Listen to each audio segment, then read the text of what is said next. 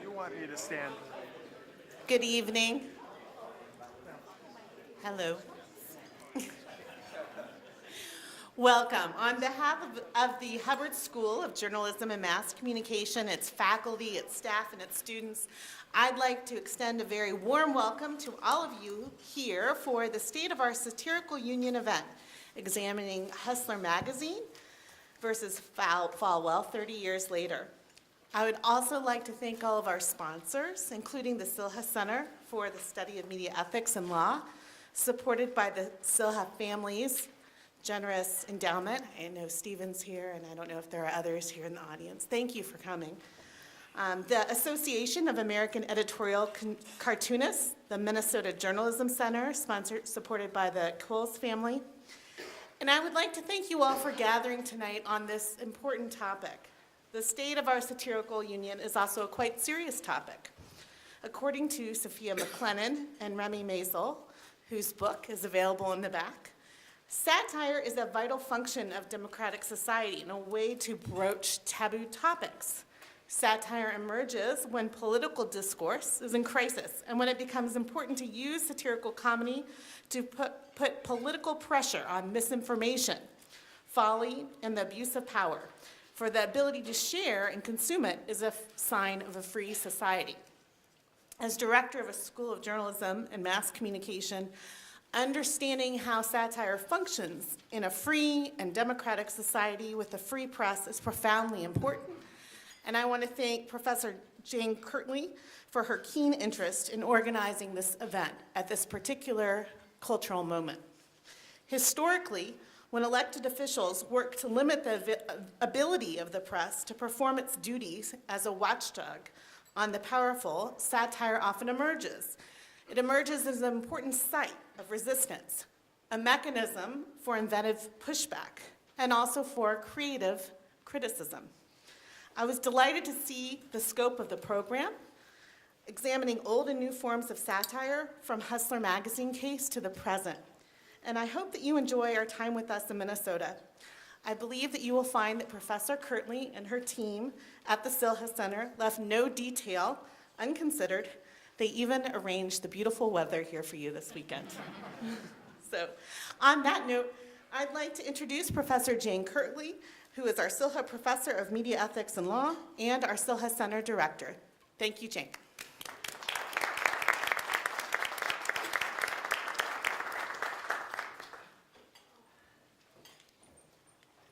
Thank you, Alicia. I'm going to be very brief because we have such interesting things to talk about.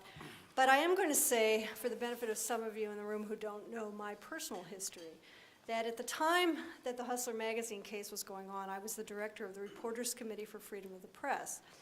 And on April 9th, 1987, I published an op-ed column in USA Today, which was headlined, "Chaucer and Voltaire Would Be in Big Trouble," which I talked about the ramifications of what Reverend Falwell was arguing, which we'll be talking about in more detail.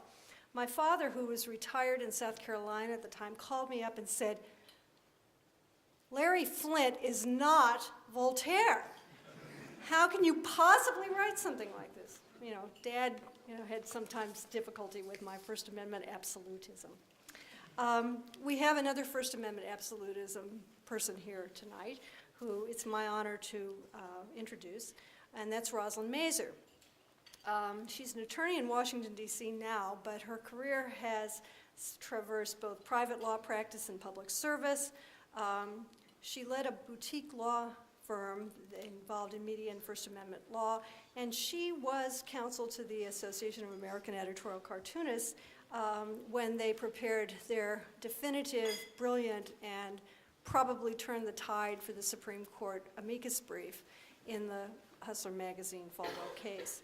I know when I teach this case to my undergraduate and graduate students, I always say that I really do believe that it was the brief that Rosalyn did that turned the difference, that made the difference, that made the court realize how it had to rule. I want to emphasize that Rosalyn's representation of the Association of American Editorial Cartoonists, who is one of our co-sponsors today, has been pro bono for the last 30 years. which I think is notable. Lawyers do have ethical obligations to act pro bono, but Rosalyn kind of took it to an extreme. And I know that the cartoonists are internally grateful to her, as am I. So let me introduce Rosalyn, who's going to introduce our panel for this evening. Thank you.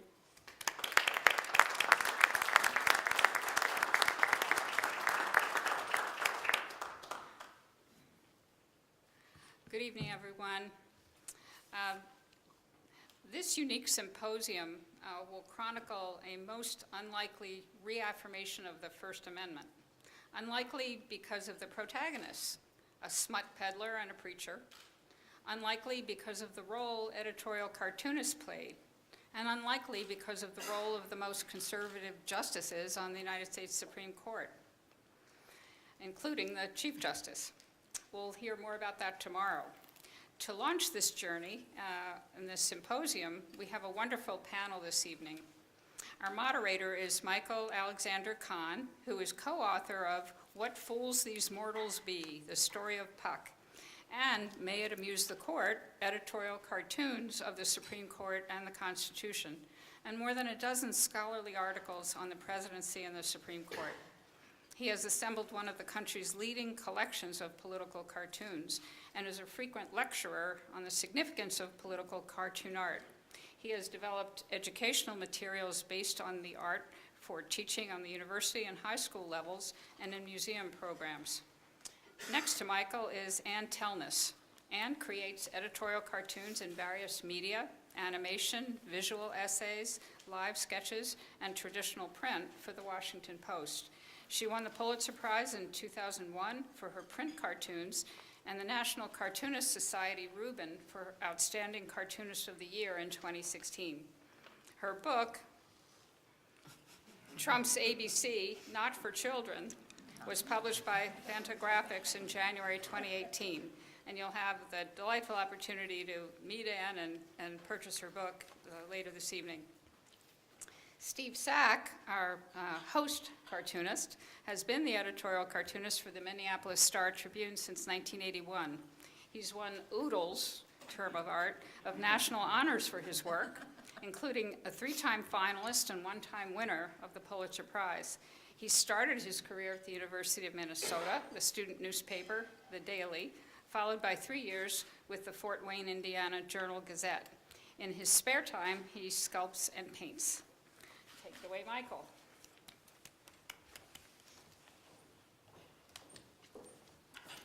Thank you, Rosalyn. Welcome, everybody. So my task was to warm up the crowd for Steve and Ann and put political cartooning in historical perspective. And the subject matter of tonight's panel is the power of the political cartoon. And I'm going to try to talk briefly about how the political cartoons have been a powerful force in our Western civilization for hundreds and hundreds of years. Chief Justice Rehnquist approvingly said in the Hustler case that a cartoon is a weapon of attack. He said it is a type of intentionally injurious speech. Well, the notion of using a political cartoon as a weapon of attack has been around ever since the printing press existed. The first example I have here for you is the first political cartoon campaign waged pretty violently and aggressively in Western Europe. The cartoon depicted is the cartoon of the Reformation side, depicting the practice of the Catholic Church granting indulgences. And when Luther and his ilk decided to attack the church, they decided to use cartoons, woodcuts at the time, as their primary mode of communicating with the masses. Now, interestingly, Thomas Nast is quoted by Chief Justice, or referred to by Chief Justice Rehnquist in the Hustler case. He talks about the great campaign that Thomas Nast waged against Boss Tweed in the 1870s. And Thomas Nast was a great cartoonist, and he was very effective, and Boss Tweed was the most powerful man in New York. And Tweed famously said at the time, "I don't care what the newspapers say about me, I don't like them damn pictures," because my constituents can't read, but they can look at the pictures. Well, this actually is an old tradition, because neither could Luther's constituents read, but he could look at the pictures. Now, the power of the cartoons is demonstrated not only in Luther and the Reformationist activities, but in the response. The Catholic Church at the time responded because the effect of these cartoons were so great in their own political cartoon campaign. And I make that point only to indicate those of you who draw cartoons may sometimes think you just send them out and you're not getting a response. Well, you are getting a response. And the first example of that was the fight between Luther and the Catholic Church. Second example, I'm going to go ahead in history. Let's see if I can operate this thing. Okay. I can't. Where's the tech?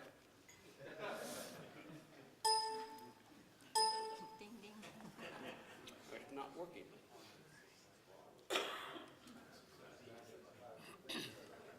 All right. Okay. The second example occurs 300 years later, and it is another example of a campaign. This occurs in France in the 1830s when King Louis Philippe was described by the cartoonist as a pear. And he was having a lot of trouble holding on to his reign. And you can see this wonderful cartoon in the cartoon magazine La Caricature. The power of this was so great that Louis Philippe's response to this campaign was to shut down the magazine and to throw the cartoonist in jail. Now, this is a familiar theme in history where cartoonists exercising their weapon in their injurious speech find out that the people they are exercising it to have the ability to respond. In fact, interestingly, this cartoonist was thrown in jail, and his cartoon magazine was put out of business. And he said that he would not publish another magazine until there was an eclipse of the moon. And he did, in fact, publish another magazine called L'Eclipse and another magazine called La Lune. And he published cartoons more thoughtfully at the time under the name Gill. He did it in honor of the next cartoonist I'm going to show you.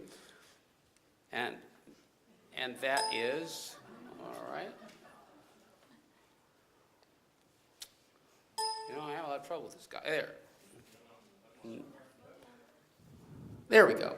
And this is a Gillray cartoon of about 30 years before the cartoon published by the French. Gillray, of course, is the famous English cartoonist.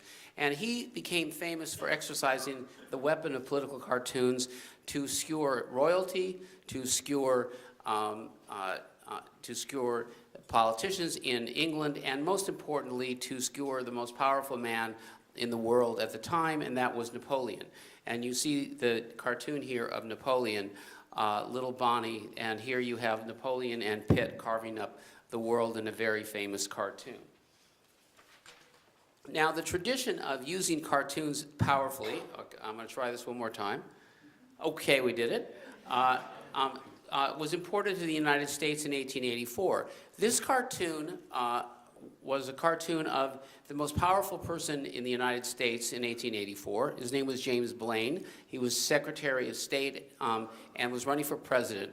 And this cartoon was published in June of 1884, and it is said to have committed such injury to Blaine that he lost the election. In fact, he was the first Republican to lose an election for some 24 years, and this cartoon is credited in defeating Blaine. So you see the power of the cartoon. And interestingly, the Democrats knew how powerful this was. Democrats republished this thousands and thousands of times, and the Republicans, in response, published several cartoons depicting other people in tattoos and made a big fuss about the fact that great men like Lincoln and Washington and the like had been tattooed themselves. But again, the power of political cartoon was shown. And finally, the final example is in 1896, This is one of the most brutal political cartoons ever published. It's again a part of a campaign. Puck magazine was very fearful of William Jennings Bryan. Those of you who think to yourselves, well, he didn't have a very good campaign, he wasn't very dangerous. Actually, Bryan was extremely successful. He almost won the election of 1896. And when he swept to the country, people didn't know much about him except that he was a reformist and he was a populist. And the campaign run by Puck, using the power of political cartoons to oppose Bryan, was very successful. It tarred him as a radical and as a dangerous person. The point I'm making here is that the tradition of political cartoons as a powerful weapon to face people who have power and exercise it has been a tradition for hundreds of years. And to finish up my thought before I transfer the mic, I picked up a couple of magazines recently proving my point. The Economist cover here of our dear president as a hand grenade, and another, the New Yorker, of our president as a gentleman without any clothes.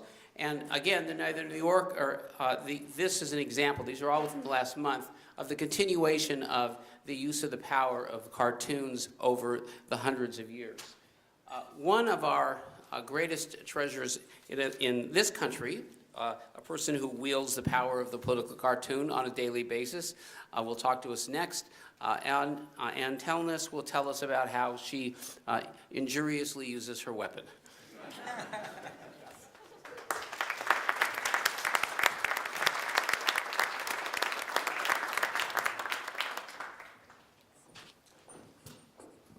Okay, I'm coming off a cold, so excuse my fuzziness. Okay, so during the Supreme Court arguments of Hustler v. Falwell in 1987, Hustler attorney Alan Isaacman talked about the long tradition of satirical commentary and that, quote, "You can't pick up a newspaper in this country without seeing cartoons or editorials that have critical comments about people. And if Jerry Falwell can sue because he suffered emotional distress, anybody else who is in public life should be able to sue because they suffered emotional distress," unquote.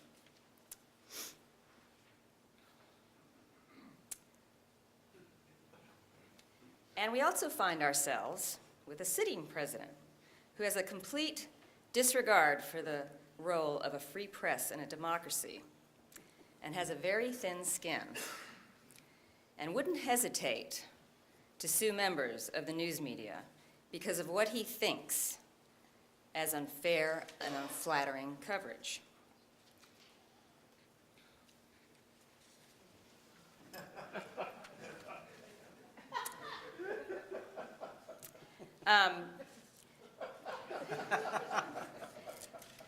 I can use this over and over, and I have.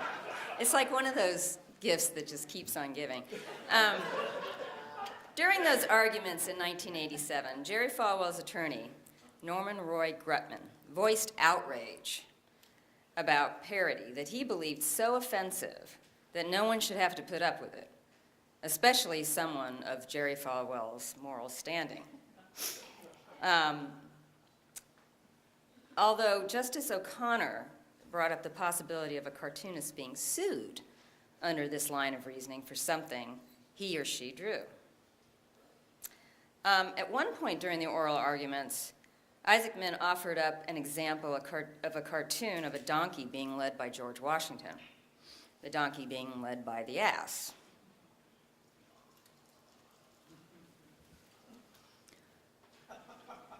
Oh, that's another Trump one.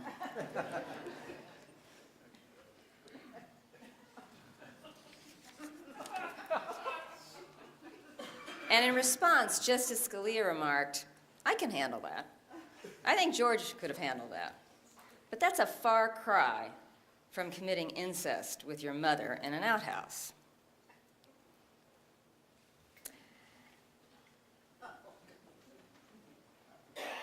Okay, so I admit I've never drawn anyone committing incest with their mother in an outhouse.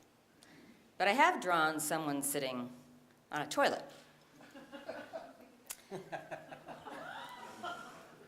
Okay, so this one, and you've heard about this guy in the news recently. The so-called journalist, Fox commentator Sean Hannity, took issue with this cartoon, and he singled it out on his show. He raged. The Washington Post published a cartoon showing the President of the United States on a toilet. He was really upset. And before he even showed the cartoon, he stared into the camera and got very serious, and he added, "Be warned, this cartoon is graphic and disturbing." And I thought, really? Apparently, Hannity didn't think it was graphic and disturbing when the future president used the word pussy when referencing women. He never mentioned this issue. So it just shows that what's offensive to some people is not offensive to all people. Okay, so let's get back to the question of the evening. So is satire still relevant and powerful in the age of Trump? So far, Trump hasn't lashed out at a cartoonist. But that isn't too surprising, considering I'm pretty sure he doesn't read. He watches television. That's where he gets his news and information. But as I've mentioned before, Trump has railed against the press in general, calling us numerous times the fake news media, and that we are the enemy of the American people. These are a significant choice of words and dangerous to the role of a free press in a democracy, which includes the editorial cartoonist.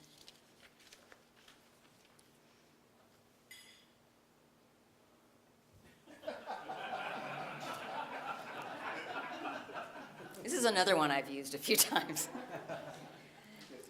It is our job, through satire and ridicule, humor and pointed caricatures, to criticize leaders and governments who are behaving badly.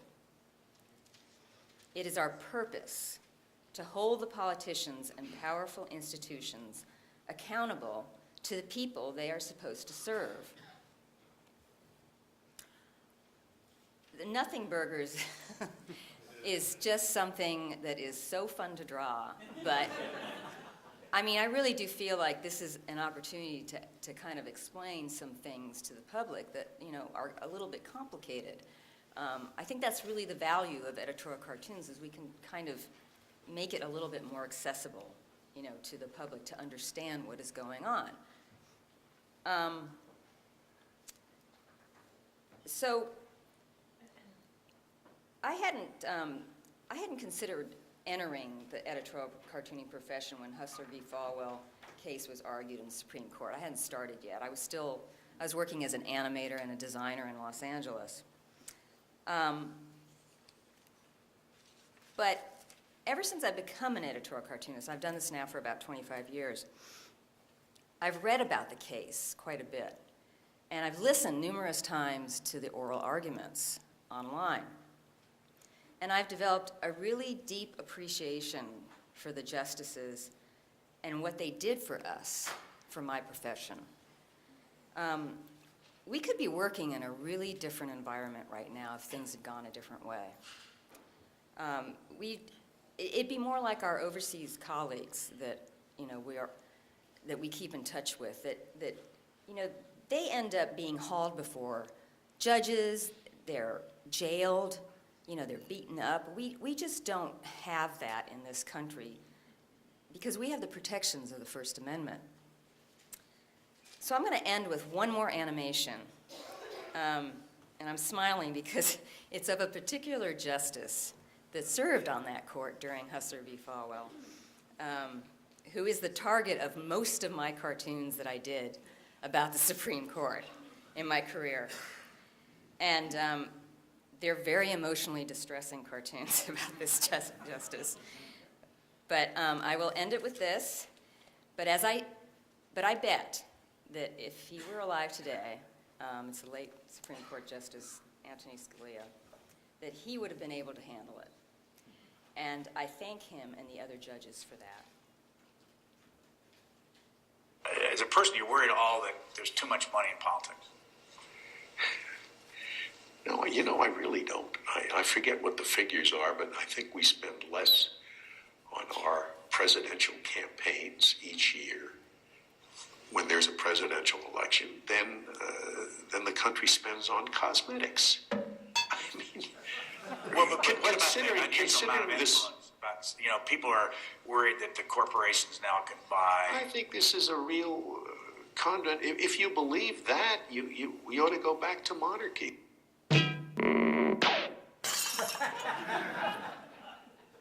And that's a thank you.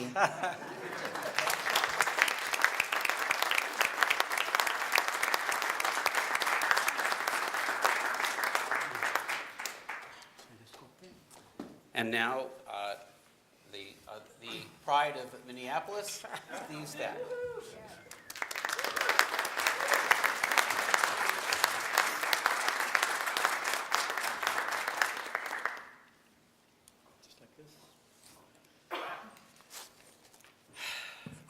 Hello.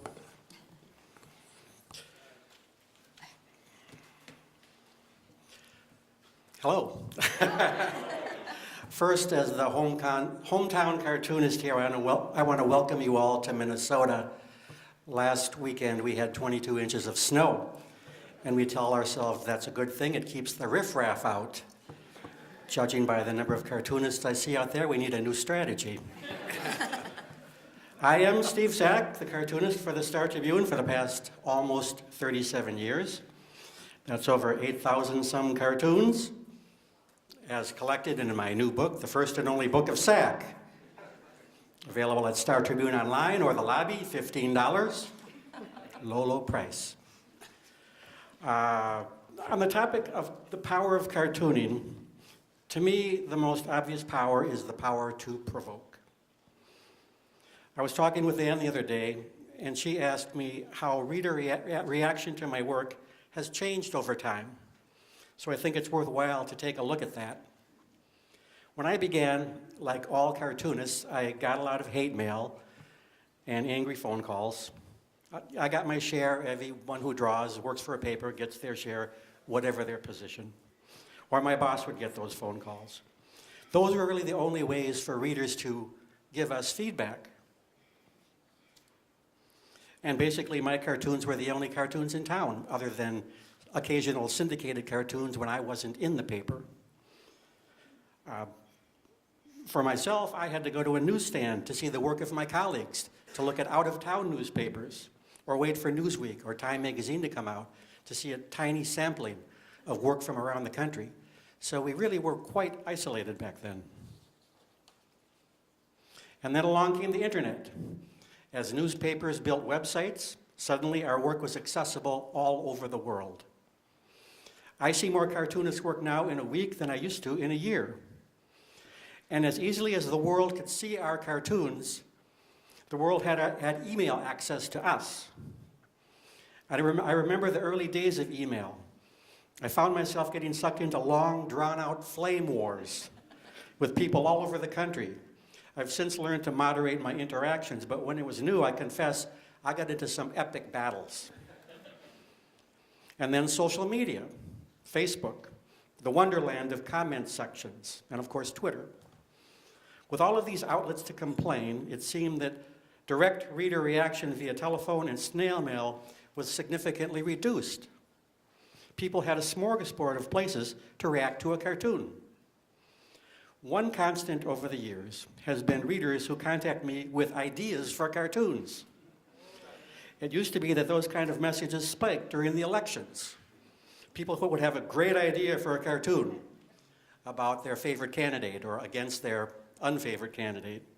And I would listen to everyone very carefully, trying to gauge when to politely chuckle, thank them for calling, and that was that. After the election, that type of contact pretty much went away until the next election. And then came Trump. We're over a year past the election, and I'm still getting a torrent of calls and emails with cartoon ideas about Trump, often several a day. I've never seen people so energized. I imagine other cartoonists have had that experience as well. The other thing that is unusual now is the number of people who write to call or thank me for keeping them sane.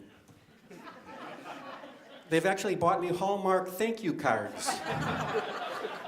Trump is driving people crazy. I never got that sort of reaction during the Reagan or Bush or other Bush presidencies. I've heard other cartoonists speak of this as well. So maybe one power of satire is medicinal, a sort of visual Ritalin for America. When asked about the power of cartoons, I used to tell people that I was very powerful. I personally elected Barack Obama twice, and I drove Michelle Bachmann from office. Then came Trump. To quote the great philosopher, oops. Speaking for myself as a cartoonist, I don't know if we really have much power anymore. In old-timey days, Thomas Nast had the power to single-handedly bring down Boss Tweed in Tammany Hall, whatever that was. No one remembers the particulars, but they know Nast was the guy. But Nast's media landscape then didn't include photography, radio, television, movies, or the internet. These things dissipate even the most intense satire, cartoon, or whatever in a virtual flood of material. If we look at the last election, we see Donald Trump, who faced the concentrated firepower of the entire satire industrial complex. On a daily basis, we threw everything we had at this guy. Hundreds of cartoons, The Daily Show, Colbert, all the talk show hosts, columnists, Hollywood, magazines, you name it. And not just liberals. Remember, until he took the nomination, he was reviled as the idiot that he is, even by the bulk of conservative cartoonists and commentators, with a few notable exceptions. So here we are. Let me show you a few of my cartoons that have failed to dislodge this monster.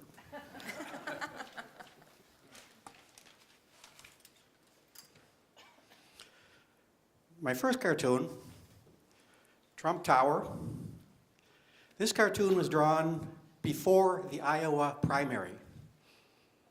We knew, he didn't sneak up on us. We knew about him from the beginning. He may have taken the Republican Party by surprise, but he didn't take the cartoonists by surprise. A lot of cartoonists were doing a lot of cartoons about this guy from the beginning. So the campaign rolled on, and one outrage after another. The Hollywood Access tape, I did this cartoon. It kind of expresses what I thought of his character. Thank you. But, our cartoons didn't stop the guy. Nothing stopped the guy. Satire didn't stop the guy. And he won. The day after he won, I did this cartoon. My launch button. Show me my nuclear launch button. About that. I prayed to God that this was true, and I suspect maybe it was because we're still here, right? One positive thing that occurred right after his actual inauguration was the Women's March on Washington. It was a beautiful sight, not just what it represented, the rebuke of his election, but the sight of so many people organizing, gathering together, gathering their strength, planning, strategy, and eventually I think it will bring great things for us. I think the same of the Kids' March regarding gun control. But that's one of the positive cartoons that I've done. Trump's character has been a topic for everyone. Many people have drawn cartoons about his use of Twitter. I did that too. He was my suggestion.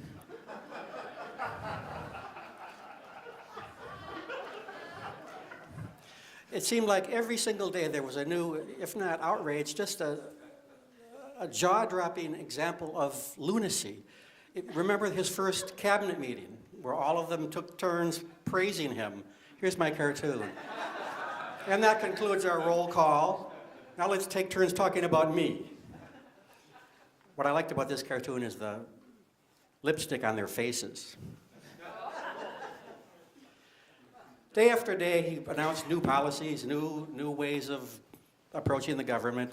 Here's one, to the 19th century and step on it. It just seemed like there were so many completely backwards approaches to our problems. And one curious thing that happened during the campaign was his bromance with Vladimir Putin.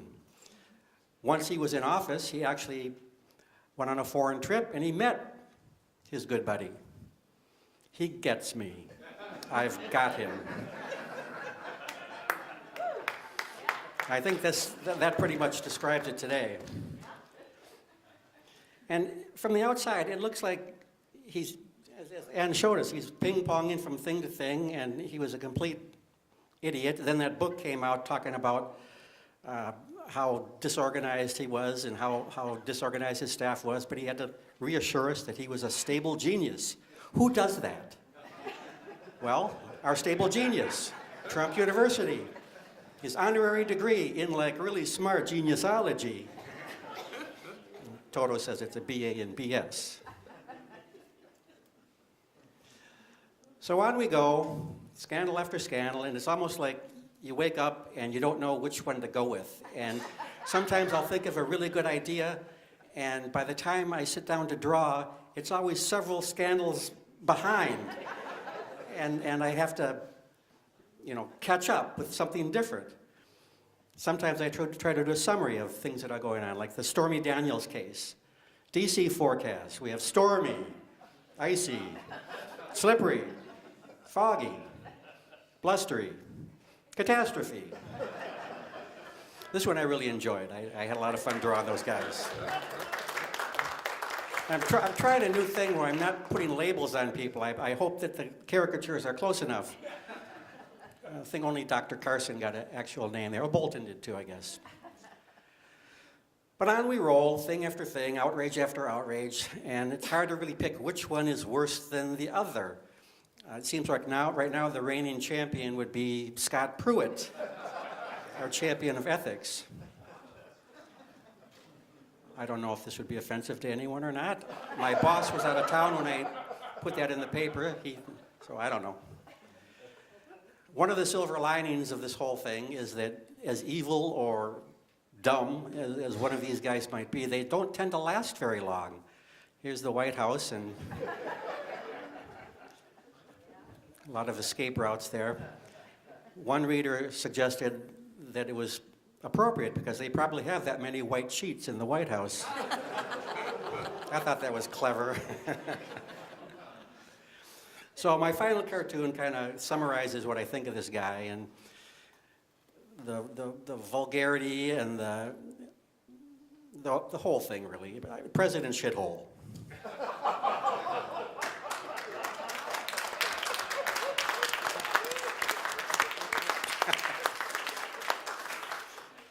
You're applauding a potty mouth. And that's my story. Thank you.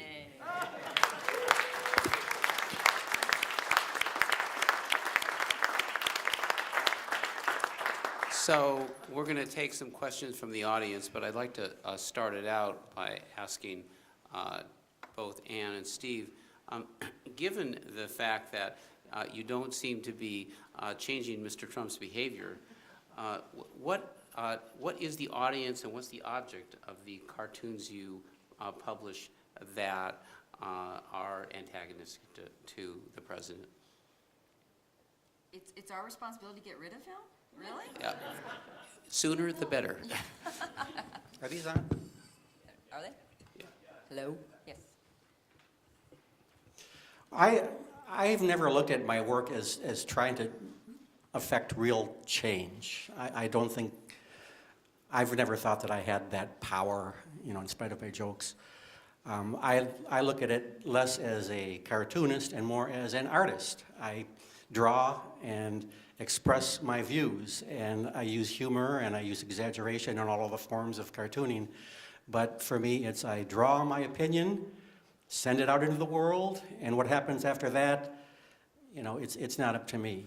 I do think that, as I mentioned earlier, that there is a medicinal quality for some of my readers when they see my work and they feel somebody feels the same way that they do.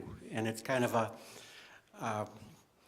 it's not that I'm going to change the minds of a Trump voter, but I can rally my side, I can encourage my side, I'm a cheerleader for my side, and a step beyond that is a cartoon might have the ability to ability to present an argument that someone might not have considered, a facet of an issue that they hadn't thought of before, or an argument for a position that they hadn't considered, that they can take that forward.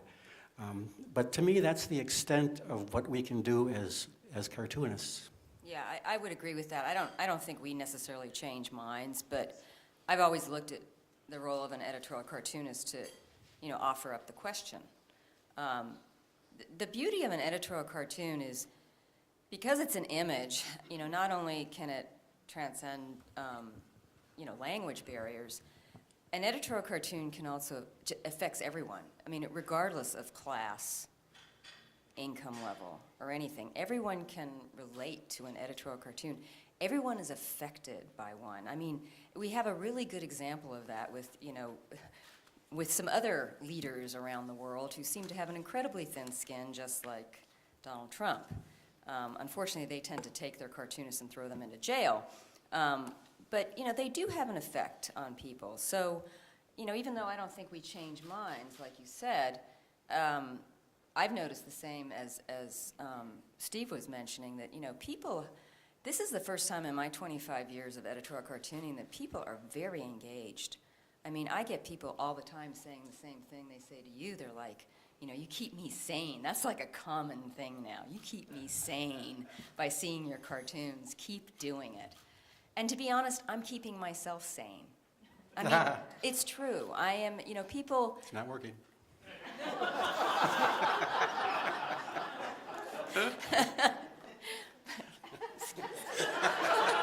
No fighting.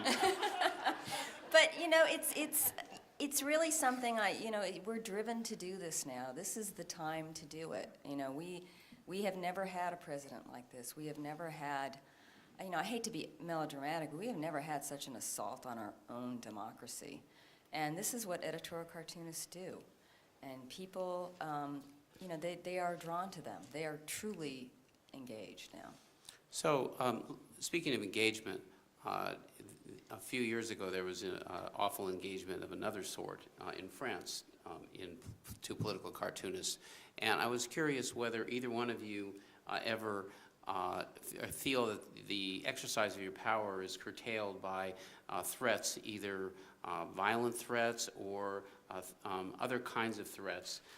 It seems like, Ann, you and I were at some meetings where people were advocating that political cartoonists should show restraint because they provoked some of the activities. And so I was wondering whether in the exercise of your power, the events of the last few years have led you to pull any punches or feel any trepidation? No, I don't think any of us want to pull punches. I mean, I think when somebody tells us that we can't do something, we want to do it. I mean, I'm being honest, after the Charlie Hebdo, it was shocking.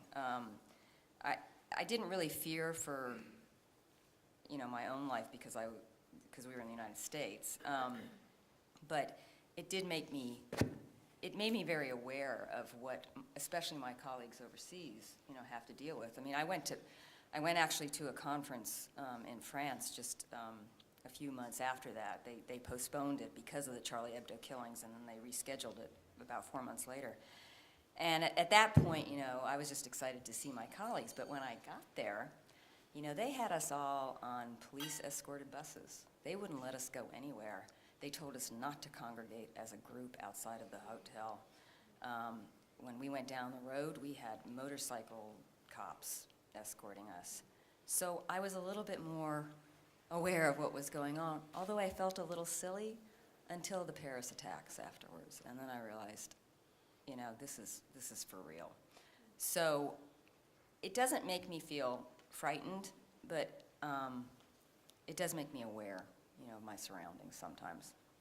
Do you worry about offending anyone's sensibilities when you do your cartoons? You want me to pass it? I can answer that, and we'll pass it to Steve and ask the same question. You mean specifics? Yeah, you were like Mr. Trump or anybody else. No, I never worry about offending his sensibilities ever. So Steve, how about you? Do you worry about offending somebody's sensibilities and? I'm worried that some people might not be offended. Some, these things are surgical, and you really want to get under the skin of the one you want to get under their skin. Regarding the situation here, I think that American cartoonists have had a good run, and we've been lucky, and we haven't had to deal with the problems like the Charlie Hebdo stuff. And I don't think we worry that much about our own personal safety. That could change overnight with, with one event. That could change overnight, and we have to be aware of that.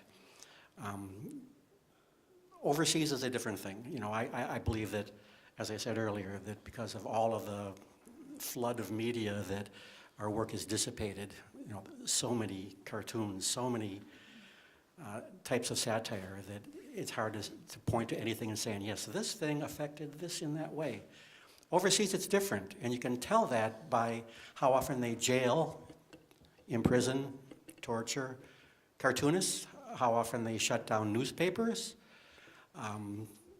Sometimes it's by governments, sometimes it's by gangsters, sometimes it's by parties, but this happens all over the world, and we've been fortunate that that hasn't been our experience, with one exception, and that would be a woman named Molly Norris? Molly Norris, a cartoonist from either Seattle or Portland. After the Charlie Hebdo attacks, I believe it was. No, the Danish cartoon. The Danish cartoon thing, yeah. She thought it would be a good idea to arrange a Everybody Draw Mohammed Day on the internet, and she set up a website for that. And I may have some of the facts not exactly correct, but basically this is what happened. Everyone draw Mohammed Day, and a bunch of people signed up. I want to do that, and at the same time, she almost instantly started receiving death threats, very credible death threats. And the FBI warned her that she was in real danger.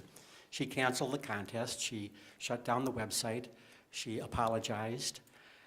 It wasn't enough.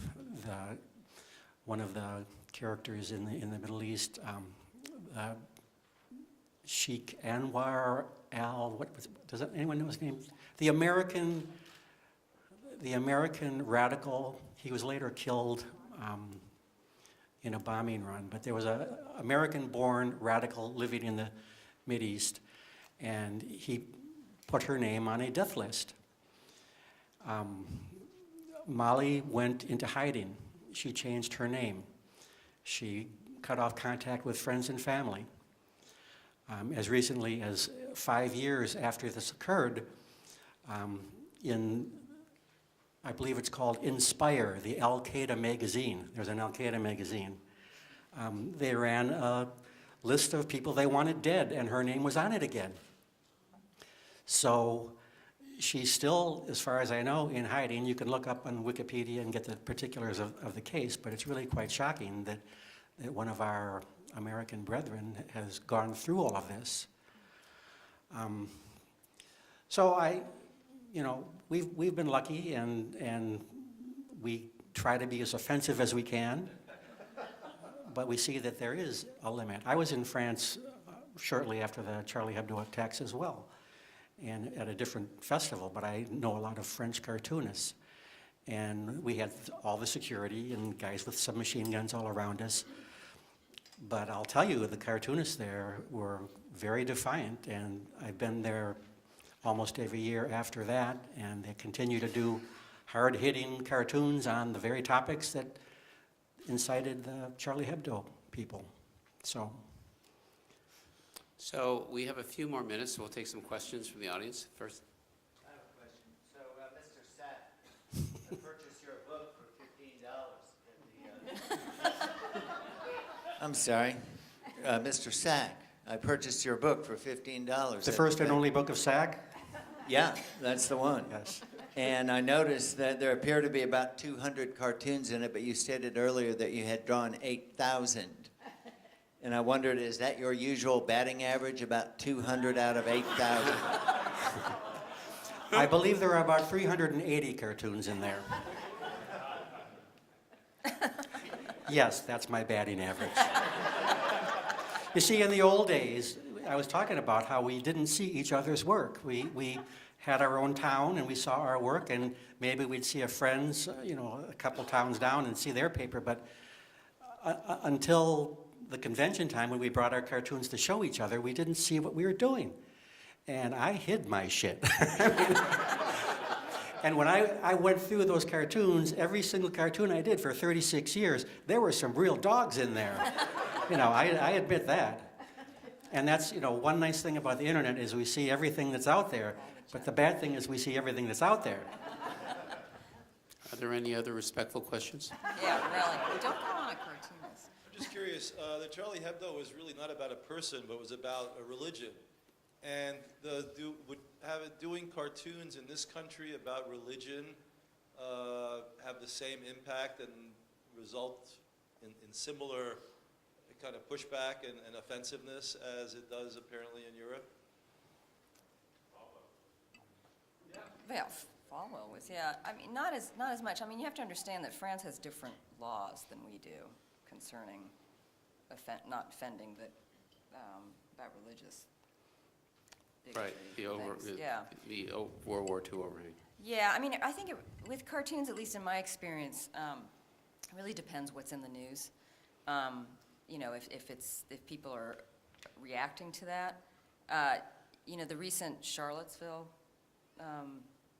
protests, and then the unfortunate death of that woman that was mowed over by the car. I had an interesting experience in that the Post, except for my unfortunate cruise cartoon, has never ever killed a cartoon of mine until recently during those protests. And I did a cartoon, and I can tell you, if I had done that cartoon at any other time, it would have been allowed. In fact, I just did a cartoon where I basically did the same idea, and they didn't bat an eye, where I had Trump, he was standing in front of a clock, and I use his tie for a lot of things, and I used it as a clock's hand. And it wasn't actually hanging him, but it was going to hang him. And when I presented this cartoon for publication, my editor looked at it and he said, "We can't do that now because the emotions were so high over that killing during the protests in Charlottesville." He said, "We're not going to publish that." And it's an innocuous cartoon. I mean, it would have been fine any other time. And I just did a cartoon where I basically almost hung Trump with his tie again from, the tapes that were discovered. So it really depends on the timing. But then I had another cartoon killed again during the Charlottesville protests because it was too touchy, I guess I should ask a follow-up just based on there being some lawyers in the room. Were any of them killed by the impact of lawyers, or was it generally just the editor? It didn't get past the editor for me. I don't know if you've had. No. The issue of religion, the big difference with the Charlie Hebdo stuff was Islam. We do cartoons about religions and topics related to religions all the time. The child abuse in the Catholic Church, in other aspects of the Catholic Church, certain decisions regarding condoms or you name it. When they do something that affects the entire public, I feel free to do a cartoon about that. Pat Bagley has done stuff on the Mormon Church in Utah, and you can think I can't think off the top of my head, but religious topics and religious organizations are regularly cartooned and cartooned harshly. I think Signe had some ferocious cartoons about the Catholic Church. Wonderful stuff. So, but we don't expect the reaction from those cartoons that the French cartoonists got from the radical Islamic people. You can do a cartoon without expecting a radical terrorist Methodist cell to come after you, or any really. But maybe that's political as well as religion. So interestingly, in the Victorian age in the United States, so at the time of Gillray, lots of the potty mouth and vomiting and you name it, that was just prevalent in cartoons.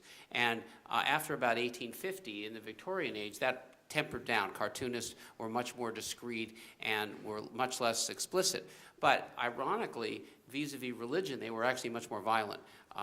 Thomas Nast had a tremendous anti-Catholic program, and Puck Magazine's most famous cartoon in its early days was anti-Mormon. And so in America, the tradition of being very, very aggressive in terms of both in ethnicity and in terms of religion has been manifest, and there's been very little pushback, interestingly. Prejudice seems to be the American way, and cartoonists expressing it very aggressively has never been received much pushback. And be sure to come tomorrow, because there will be a panel on this, and Signe will be talking about this, so look at your program. So we'll take one more question here. Yeah. Overall, in terms of the economic underpinnings of the industry that supports you guys, and the kind of the delusion through social media and now the attack by the president, what are you optimistic going forward, or do you think that we're in a really tenuous grounds here? You want to start? You're No, not. you start. Okay, I am more optimistic. I actually think, and you're not going to hear this from all editorial cartoonists, I actually think the internet is a great opportunity for us to expand. I reach more people than I ever have. It offers me, as you can see, different ways of doing editorial cartoons. I mean, it still is a problem making a living, but it's always been a problem making a living as an editorial cartoonist. So I'm hopeful, but, you know, some people aren't. I am less hopeful. That's what I thought. That's why I thought you should start, and then I should end. Well, I mean, there are two topics. One, the future of cartooning, and the other, the future of news, and I guess the future of our country. In terms of cartooning, Ann is right, we have never had a bigger audience. More people see our cartoons than ever in history. Yet it's harder than ever to make a living doing cartoons.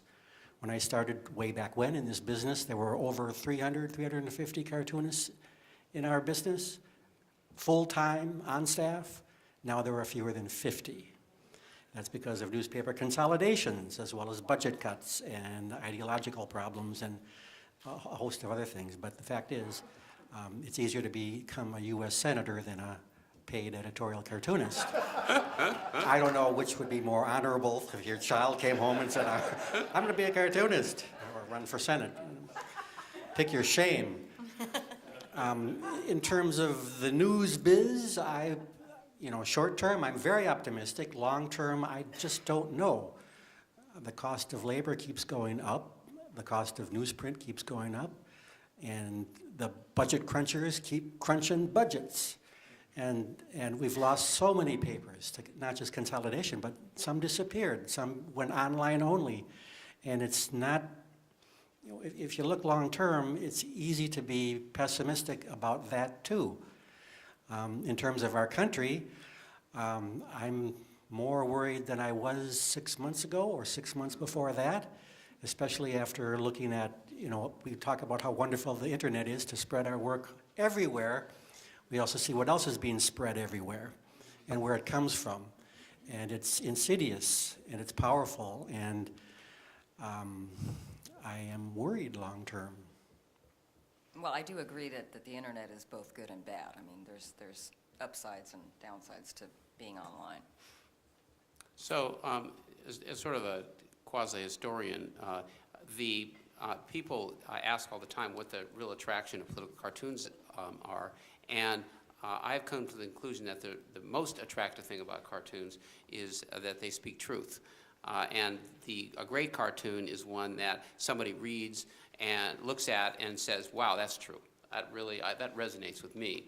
And in the marketplace in which we have people standing up and just intentionally lying or declaring things to be fake news or the like, I think the engagement that Ann and Steve are seeing is because they are seeing what they believe to be true affirmed.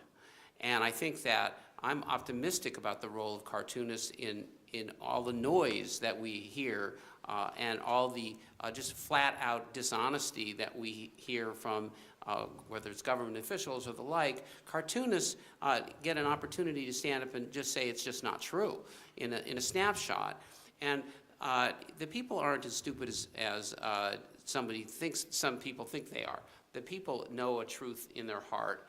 And so I think that not only is it a good opportunity for cartoonists, but that cartoonists' role in this noisy discourse, in this attentional effort to discredit things, cartoonists' role of saying the truth in a snapshot and letting people affirm it and feel better about it and recognize there is a truth. I think more than ever it's valuable, and I think I'm optimistic about it continuing to have that role. And with that, you should buy books from our cartoonists to support them, and thank you very much. Jane, I guess. I'm sorry about my joke. You're joking a lot with me. That's okay. Thank you, Michael and Ann and Steve, for a wonderful send-off for us. Let me just say that if you have not registered for tomorrow's session, we can probably accommodate you, although we may not be able to give you lunch. So if you would like to come, please do come tomorrow when we move from here to Cole's Auditorium over on in the Humphrey Center building, which is just down the road. And we start at 8:30 tomorrow morning, and it'll be a terrific day. In the meantime, as Michael said, we've got book signings in the back of the room, not just Ann and Steve, but also some of our other panelists who will be speaking to us tomorrow. We're also going to have chocolate-covered strawberries at some point this evening, and the bar is still open. Yes. So let me invite you to continue to enjoy this discussion, and I hope we'll see many of you tomorrow morning. Thank you.